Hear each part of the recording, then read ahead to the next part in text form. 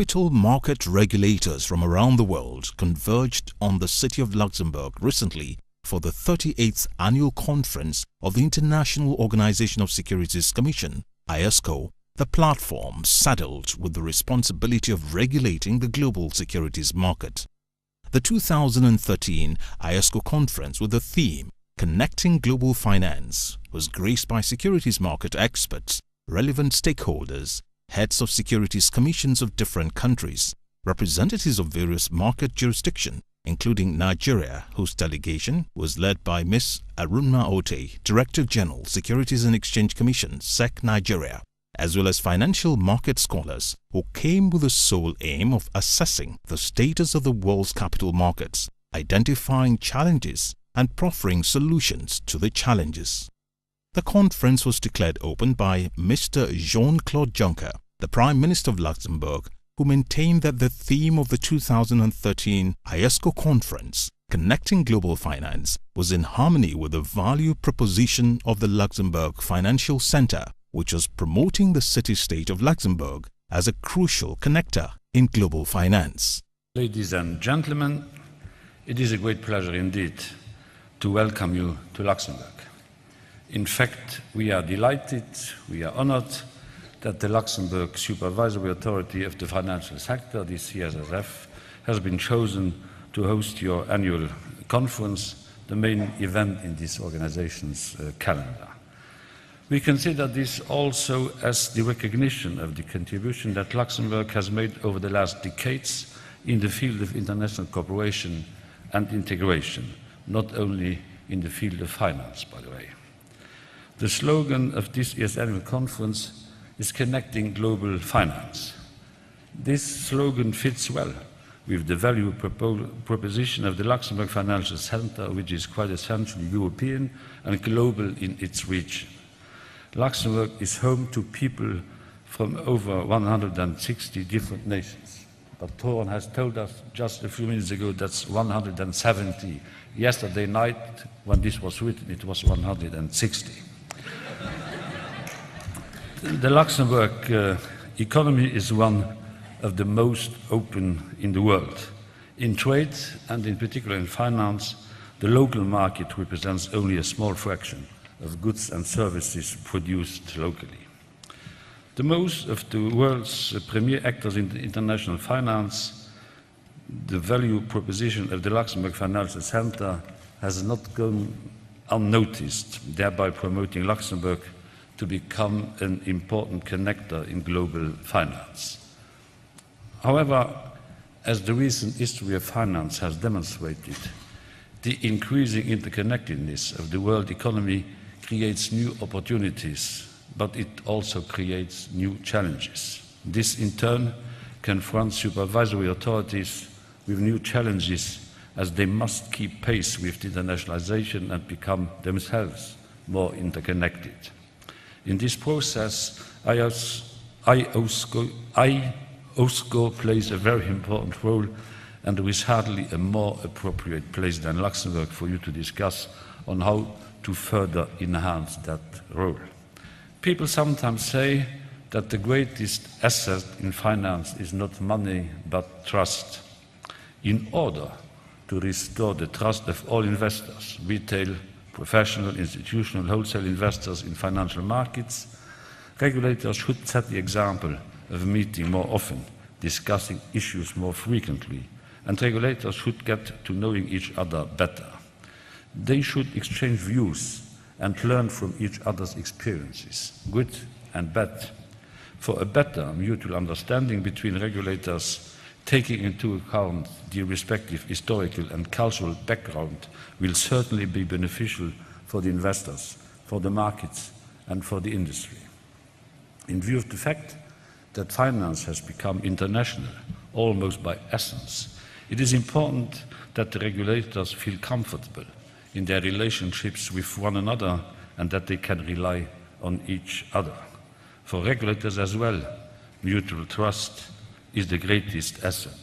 iosco has recognized the need for regulators to meet frequently, and the annual conference is probably the best opportunity to get a better insight into the approaches and working methods of the participating authorities.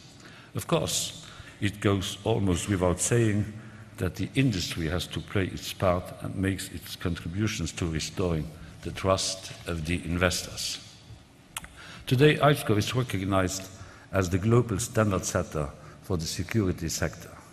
iosco's members come from over 110 jurisdictions from all over the globe, and they regulate more than 95% of the world's securities markets. iosco is working intensively with G20 and the Financial Stability Board on the global regulatory reform agenda.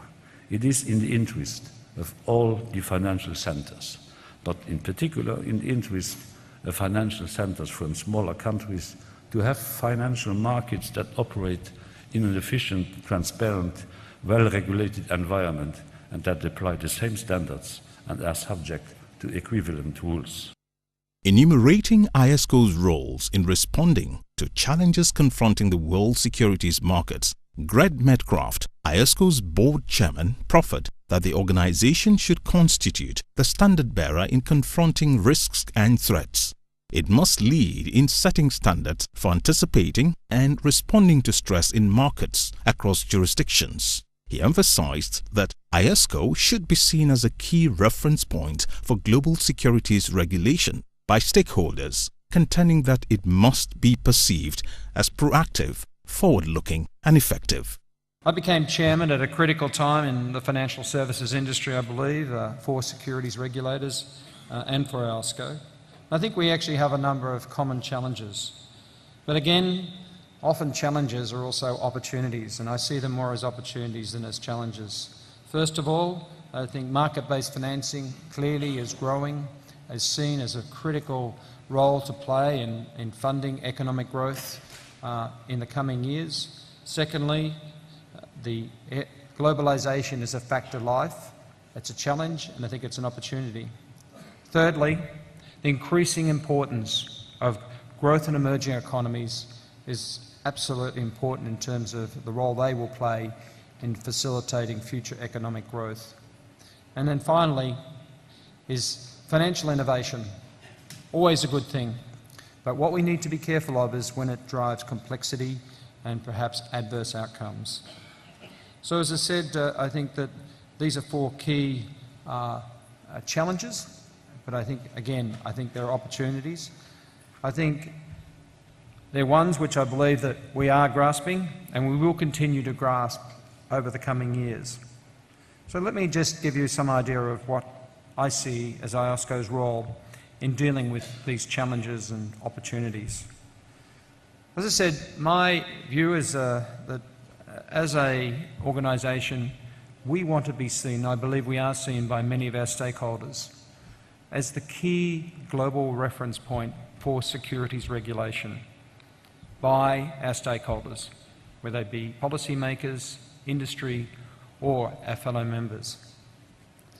I want us to be seen to be, as an organisation, one that is proactive, forward-looking, and most importantly, that we're seen as being effective and what we do in terms of securities regulation. When we think about it, really we have three common collective goals. One is to make sure that investors in financial markets are confident and informed, that markets are fair, orderly and transparent, and finally, that we attempt or we try to reduce systemic risk. It's something we hold individually and collectively, and it is very much the objective of securities regulation and in turn collectively what we're focused on achieving at iosco as a global reference point. At our board meeting this week, we agreed to undertake a strategic review titled iosco 2020. This year-long project will define the outcomes that we want for iosco by 2020. A very important project and goes to the heart of what we're trying to achieve. Find the outcomes and then look at what we need in terms of resources and funding to achieve the outcomes we've set. For David Wright, Secretary General of iosco, the organization is advancing, though it has many challenges. He described iosco as inclusive and advised that it should strive to be even more so in future. He singled out two specific individuals who have made significant contributions to iosco's recent successes. They are Ranjit Ajit Singh, the new chair of the Growth and Emerging Markets Committee of iosco, whom he said was investing tremendous energy in developing the growth and emerging market access of iosco, and Ms. Arunma Ote, Director General, Securities and Exchange Commission SEC Nigeria, and Chairperson of iosco's Africa Middle East Regional Committee, AMEC.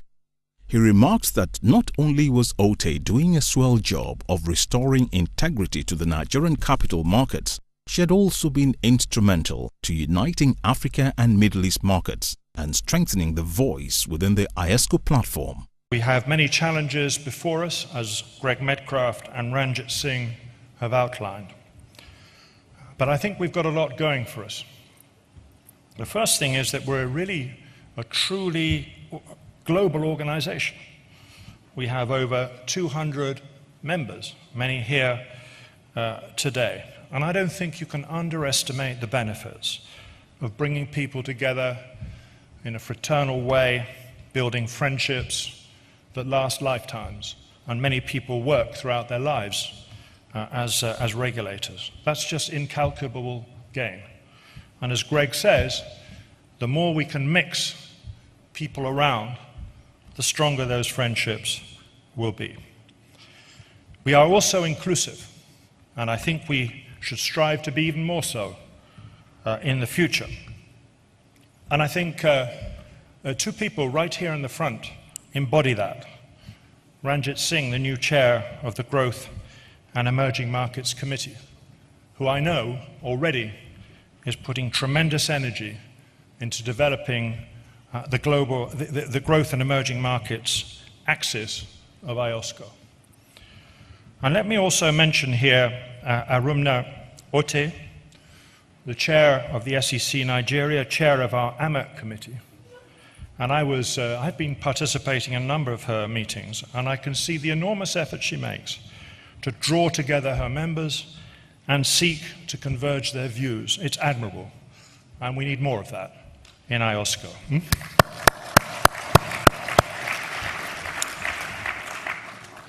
The third point I want to make is that I do believe we're cooperating more, and I think the MMOU, the Multilateral Memorandum of Understanding, is our witness. We now have, Prime Minister, over 2,400 exchanges of information for enforcement purposes among our members. We have 97 signatories. That's virtually the whole of the regulatory membership. And I think this is a tremendous success for iosco. And we're at the heart, iosco is at the heart of global financial regulatory developments, the G20 and the Financial Stability Board.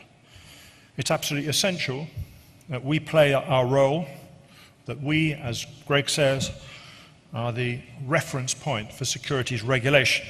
And it's very simple. If we're not, one other or some other regulatory organizations will eat our dinner and take our work. It's up to us. We'll either cooperate, do the job, or others will in the global regulatory pond. And I'm afraid there are too many in there, 18 organizations I've counted. So we must deliver our part, our crucial part of this global regulatory reform. Fifth point, we are on the growth side of the business. As Greg says, the world is shifting towards more market-based instruments and products. Interconnectivity is increasing. That is our role. Those are our markets. We have to regulate them. Wright also provided insight into areas of concentration for the organization in the years ahead. These are pushing securitization forward, working on cybercrime, stemming issues relating to cross-border arbitrage, and inventing new approaches to enhance investor protection and education. The panel discussion on Thursday, September 19, was particularly illuminating. The panel, moderated by Mark Salusi, President, Association of the Luxembourg Fund Industry, featured Arunma Ote of Nigeria, Leonardo Gomes Pereira, Chairman, Securities and Exchange Commission of Brazil; Jaime Gonzalez Aguade, President, National Banking and Securities Commission, Mexico; Ranjit Ajit Singh, Chairman, Securities Commission, Malaysia; and Jae Hoon Yu, Commissioner, Finance Services Commission, Korea. It discussed extensively the success factors for growing capital markets, leveraging the experiences and insights of the panelists. Let me open this panel discussion by taking a look at the current state of capital markets in the world and where they could be headed by 2030. If we consider equity market as a proxy, it's important for the first two slides. We are just considering equity markets here, and we use equity market as a proxy for the rest of capital markets. If we consider equity markets as a proxy for capital markets, the current balance of power lies in the developed world, which accounts for 69% of the global equity market cap. Goldman Sachs predict that the total equity market cap may rise from $43 trillion today to $145 trillion in 2030. At this point, emerging countries may represent 55% of the total, meaning that the balance of power will have shifted away. Those projections are based on two major assumptions. First, a significant expansion in the global capital market due to continuing deepening of equity markets in the developed world. Second, the rapid economic growth of emerging countries will boost their equity markets, which are currently at the early stages of their development. Let's now take a look at the top capital markets in the world today and in 2030. The top four is currently dominated by two Anglo-Saxon markets and two Asian markets, which is already an indication that we have gone through some of that evolution already. Economists at Goldman Sachs predict that by 2030, China will surpass the US. China's aggregate market cap, both mainland and Hong Kong, is projected to rise from 4.7 trillion to 41.4 trillion in 2030. Another important thing to notice is the arrival in the top four of two developing countries, India and Russia, with 10% and 9% annual increase respectively. One important goal of capital markets is to foster economic productivity by financing innovation. In other words, providing access to funding to a large range of issuers. From the big ones, which prefer to diversify the financing of their activities by tapping into financial markets, to the smaller ones, which find it more and more difficult to finance their growth through the banking system. Fourth, increasing the pool of investors and make it easier for them to invest in capital markets. I'm particularly fond of this one, being the chairman of the Luxembourg Fund Association. To foster the emergence of institutional investors, such as mutual and pension funds, deepens the local investor pool and provides more liquidity in the market. At the same time, the role of capital market is to help investors diversifying their risk and investment through a large spectrum of assets and instruments. They also help to reduce the cost of acquiring and processing information before making informed investment decisions. Finally, and as a net result of those four enablers, capital markets should provide liquidity to market participants. In that respect, financial globalization has contributed to the concentration of market capitalization and liquidity in a few international financial centers such as London, New York, and Tokyo. Financial activity in these centers vastly overshadows market activity elsewhere, at least for the time being. This is why liquidity in developing markets is an area of concern. To improve regulation, market infrastructures, issuers' access to capital markets, and investor participation can only help future growth markets to improve their liquidity. To further discuss these key drivers to the development of future growth market, I'm now very honored to introduce our very distinguished panel. Collectively, the countries represented by our panelists add up to a total GDP of $5.6 trillion, which has been growing at an average compound annual growth rate of 10.4% over the last 10 years. The total population in those countries have reached 565 million people. The current equity market cap in those countries is $2.6 trillion, 6% of the world total today, and by 2030 is projected to reach 9.4 trillion USD. I believe that they have a lot to tell us on future growth markets. In her presentation, the DG of the Securities and Exchange Commission, SEC, Nigeria, emphasized that capital markets are key in growing economies because they engender market discipline by instituting a culture of transparency and accountability, as well as strong corporate governance regime. First, I want to say that I'm really delighted, and I thank iosco for giving me this opportunity to join this distinguished panel to share some views. And I just want to reiterate what's been said over the last few days about the Luxembourg being an absolutely outstanding destination. I said to Jean-Marc that the only thing that he didn't do very well with was the weather, and I think today he's done a good job on that. I think I'll do it a bit differently. Let me assume that all of you are Nigerian citizens, and I'm trying to make a case for the capital markets. I know I'm speaking to the converted, so just pretend you're Nigerian citizens, and then tell me how I've done afterwards. Well, first and foremost, you know that our Ministry of Planning released a master plan on infrastructure and said that over the next 30 years that we need $3.9 trillion of funding for infrastructure. And you know when you want to travel from Lagos on the Lagos-Ibadan road, you know it needs fixing. You know Niger Bridge needs fixing. You know the rail network needs replacement. The African Development Bank also said to us that every year we need $35 billion of funding over the next 10 years in infrastructure. You know our total budget for everything of the federal government is about $30 billion. So if we didn't pay salaries, if we didn't fund health, didn't fund education, we would still not have enough for infrastructure. The answer for me is really supporting us in the development of our capital markets so that we can find ways, whether through securitization, securitizing toll roads, whether through enabling foreign investors to invest in our markets, so we can better support the huge infrastructure needs of our country, which also provides, in my opinion, huge opportunities for us to unlock the potential of Nigeria. So that's government. I know Nigerians are enterprising. I mean, many of you own your own businesses. Many of you want to start your own businesses. And time again, my chairman, myself, and others are told that your key constraint is finance. What the capital market does, and some of the reforms we've done over the last 3 years, allow you, whether you're a small company, whether you're a large company, to raise money from the capital markets.